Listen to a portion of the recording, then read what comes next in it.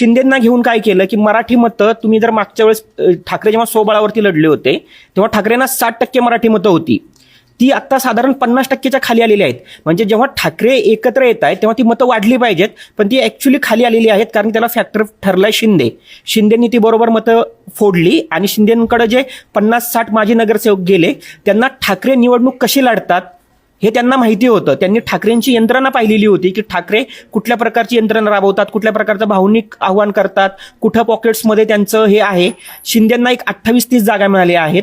90 पैकी 28-30 जागा मिळणं आणि ठाकरे 60 वरती थांबणं म्हणजे ठाकरेंना थेट 30 जागांचा फटका बसलेला आहे.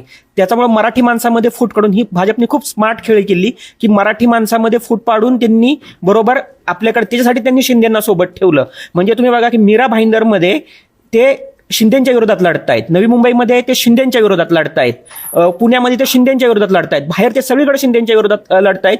कल्याण डोंबिवलीमध्ये एकत्र घेतलंय, तिथं पण त्यांच्यामध्ये जोरदार भांडणं आहेत. तुम्ही ठाण्यामध्ये पण ते घेतले, ते मुंबईच्या बदल्यात घेतलेलं आहे. त्यांचा स्पष्ट भाजपचा स्पष्ट अजेंडा होता की आपण जर शिंदेंना सोबत घेतलं तरच आपली सत्ता येणार आहे, तरच मराठी माणसामध्ये फूट पडणार आहे.